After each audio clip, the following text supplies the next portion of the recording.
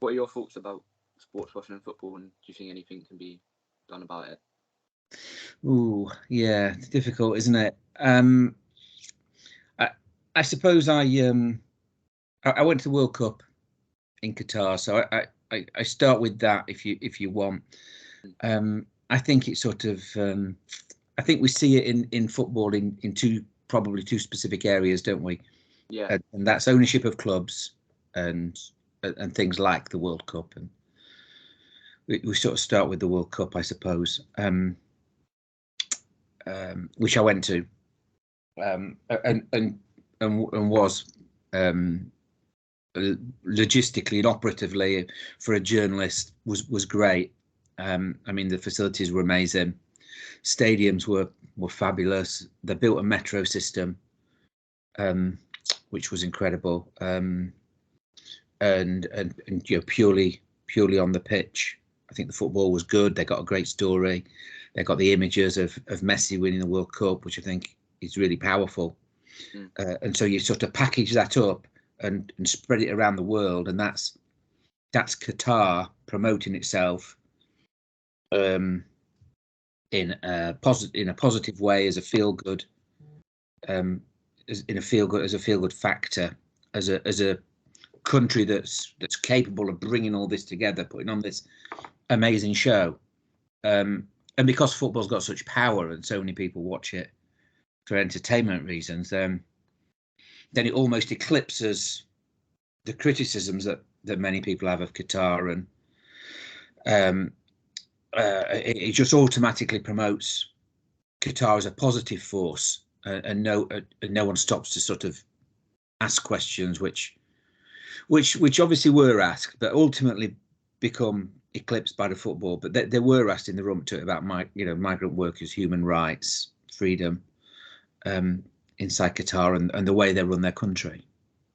And that's the essence of sports washing, I think, is using sport to eclipse everything that's wrong, and to portray your regime as a force for good, as opposed to a regime that's to be criticised. And to differing degrees, we've seen it happen in the Premier League with Abramovich at Chelsea. I think our first example of it, with the Emirates and Manchester City, and then with Saudi at Newcastle. And there was much more noise about Saudi at Newcastle because I think Abramovich was 2003. What are they called? PIF, the Saudis, was when 2021. So almost 20 years later, I think we're all a little bit more conscious and aware of it. We've all read about it. People have researched it. We all kind of know what the strategy is, and so there's been much more noise around Newcastle. And then we've stepped into the regulator, and does the regulator stop it? I honestly don't know, and I think it's a government, almost a government issue. So lots of things, but that's what it is, and I think it's hard to stop. It's hard for football to stop. Yeah. Do you have like any opinions against it? Like, are you with it, against it, or are you not? I'm not with it. I don't think anyone can be with it. I think it's essentially it's wrong, isn't it? Yeah. But you know, this is miles away from, you know, who should play at centre forward or who should play at centre back as a football reporter. You're suddenly you're thrown into geopolitics. You're thrown into sort of relationships between the UK government and the Saudi government, which are really complicated and go back years and involve trade and delicate issues of diplomacy. And we're sort of football reporters piling in and saying, "Oh, he shouldn't be doing that, or he should be doing this." It's just such an entangled debate.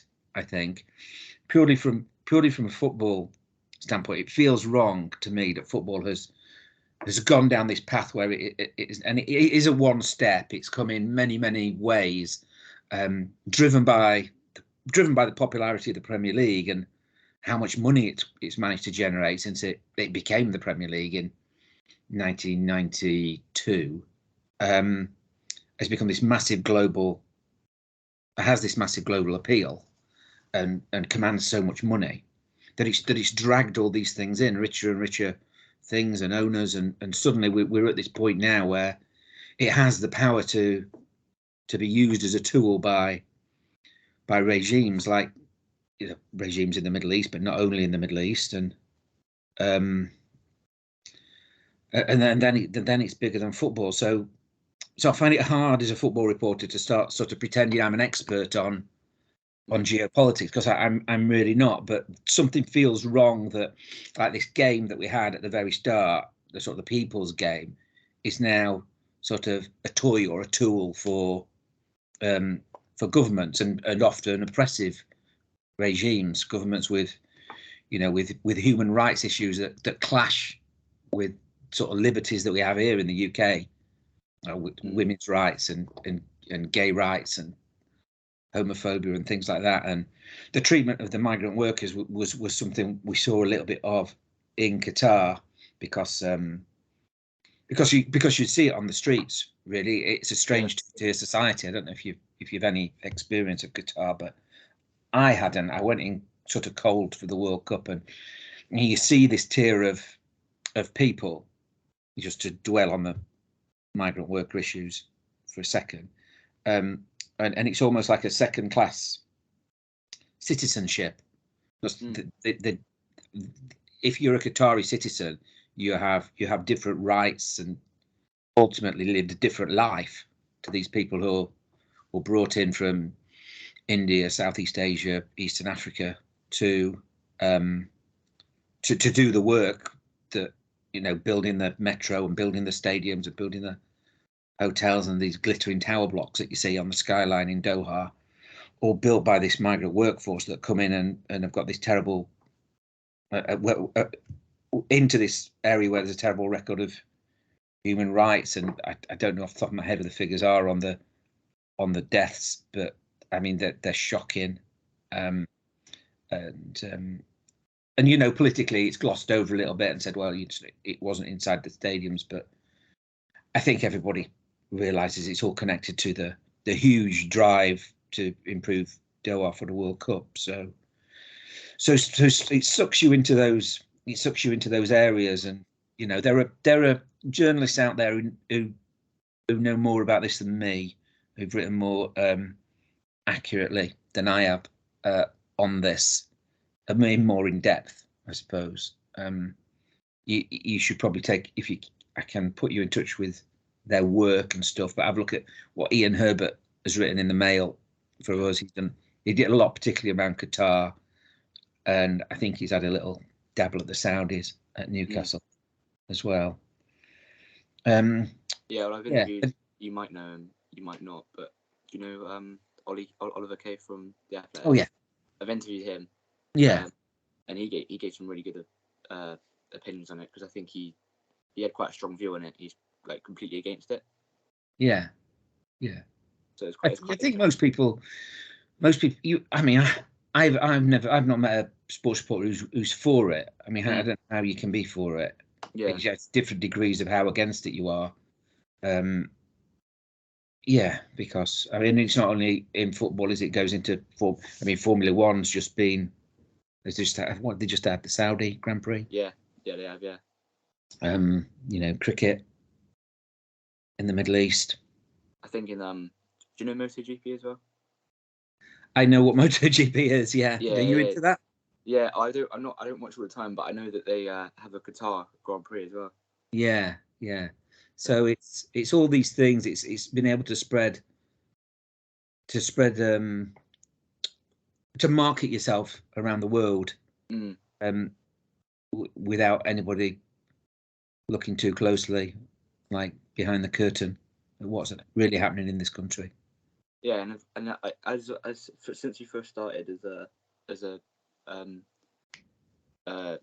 since you first started in the media and your role in media, have you seen sports washing become a lot worse like, or not a lot of worse, but a lot more common, if that makes sense. Yeah, I think that's fair. I think it's a fairly new phenomenon, and it has worked, and so people have followed it, and it's happened more. I mean, I was working in London on Chelsea when Abramovich came, and I don't think we recognised it at the time as sports washing, but I think it sort of was. It was, part of this. The Russians paying attention, becoming part of the fabric of English society. There's no sort of better way to become part of the fabric of English society than to infiltrate our football, because it's such a big part of us, isn't it? Yeah. I mean, it reaches everybody, basically, the community, all corners of the country, and so sort of Abramovich almost became, and other oligarchs in different forms of life in media and what have you, we sort of became part of the tapestry of the country. Always accepted for the good they were doing, and I blimey, look at all the stuff Chelsea's winning. This is the best era of their life. Since they were formed, and no one was really able. Although people did. Abramovich was such a distant figure. No one really was able to ever sort of go, well, hang on, who's this bloke, and what are his connections to Putin, and is he, is he inside the Kremlin, making decisions that we don't agree with? And then I suppose there were people in government who for whom it was convenient to look away as well. But by the time he's gone, by the time Russia invaded Ukraine and he's sanctioned and he has to go, I think it's all become a little bit clearer, and we sort of see him now as part of what's happened at Manchester City, and I think they're the three big ones. And I think there was Russian ownership at Bournemouth, but I don't think it fits quite the same category.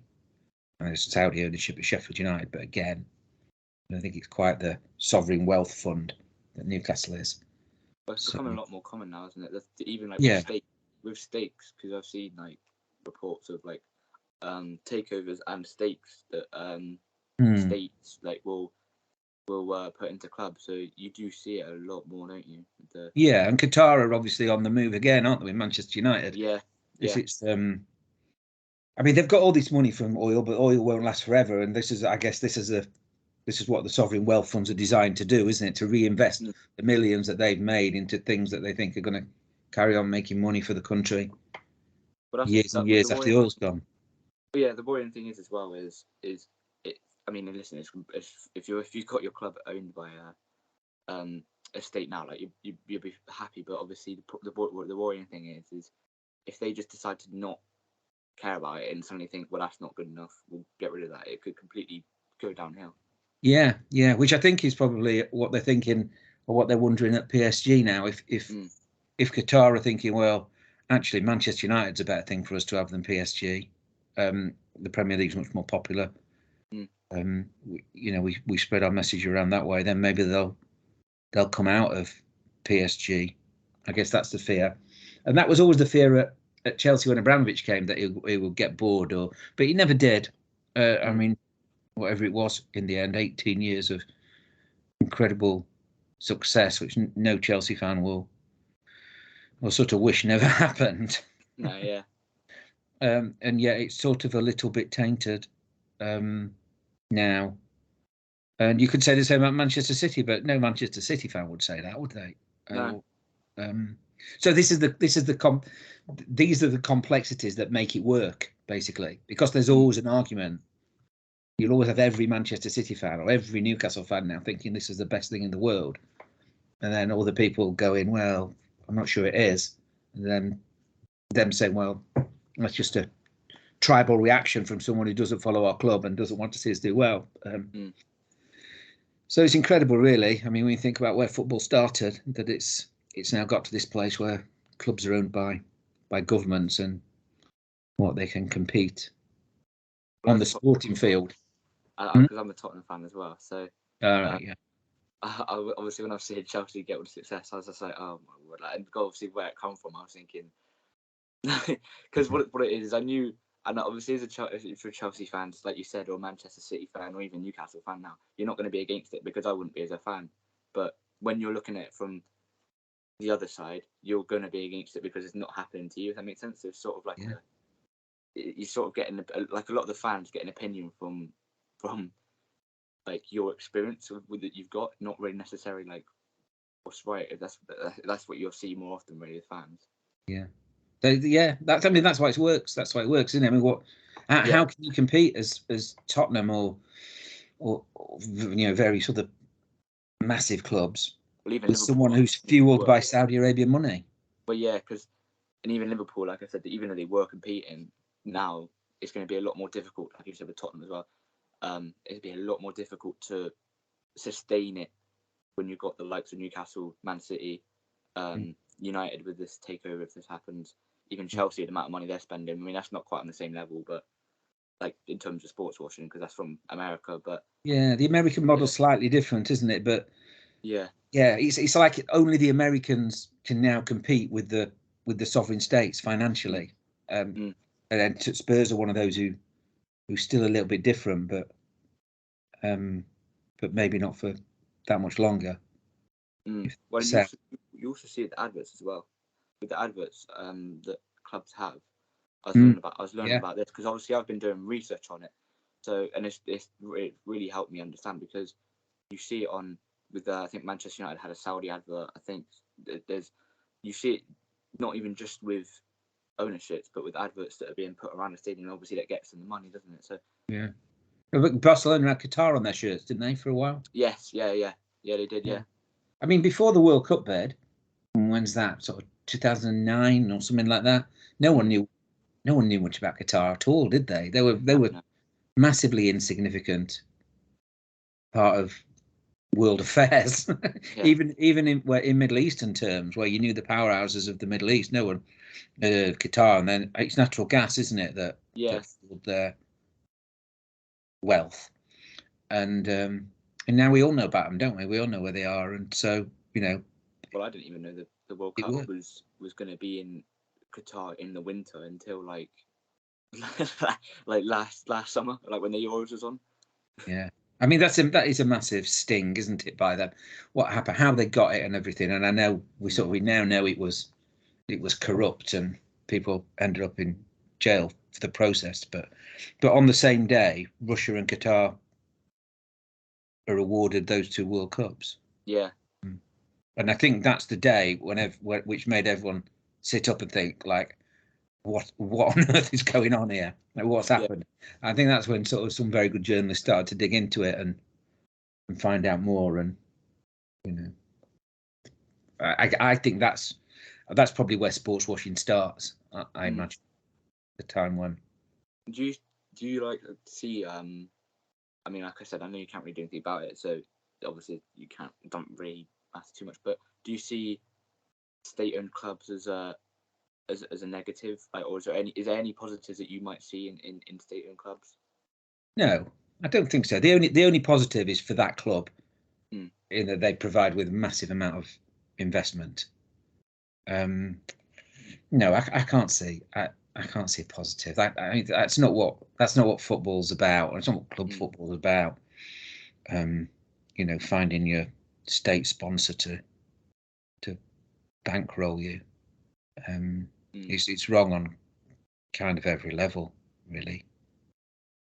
Yeah. Do you think the Premier League I mean, not they're mad now, but do you think the Premier League are the same? Do you reckon, or even other leagues, not just the Premier League, but do you reckon they feel as well that it's not great having this?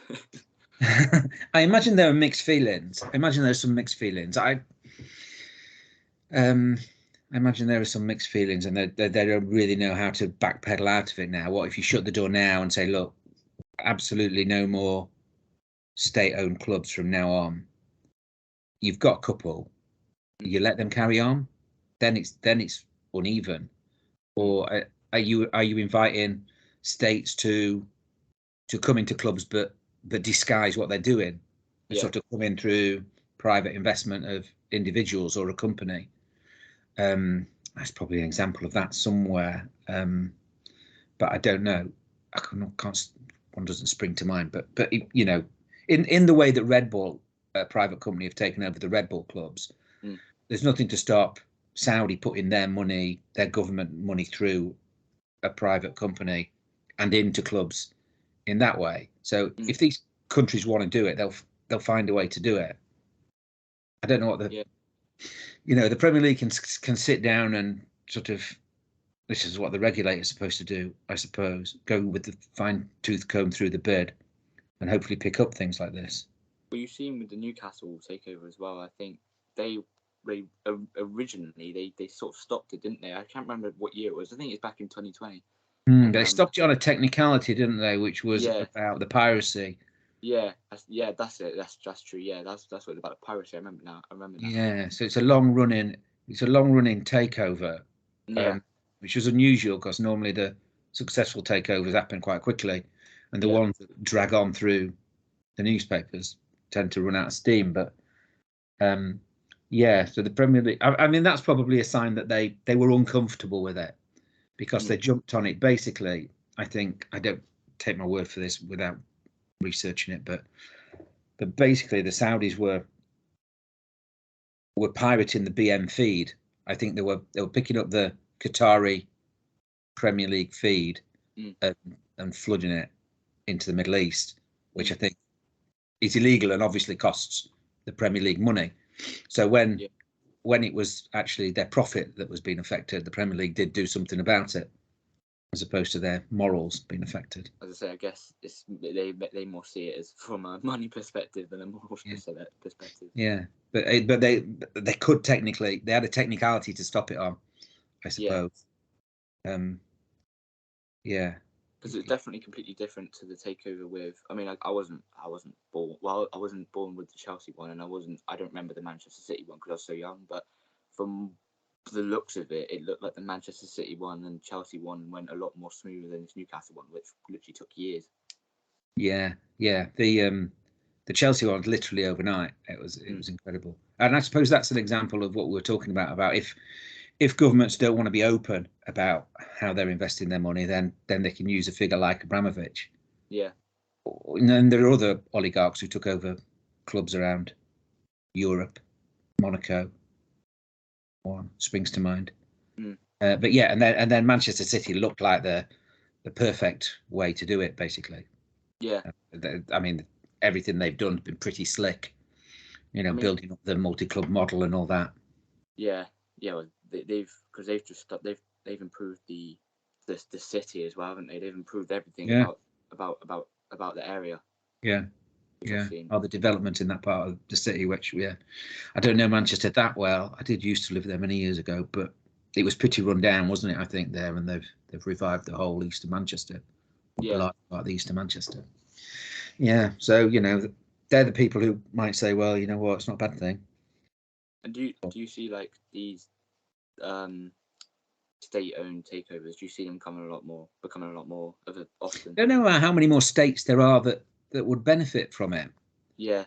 What other Emirates are there's always a sort of a Dubai kind of a link, isn't there? There's always what I see now is because, like I said, as a Tottenham fan, I've seen it. There's always like Qatari groups or Saudi groups, sort of groups that you see. It's but like you said, I don't know how many there are. I couldn't tell you.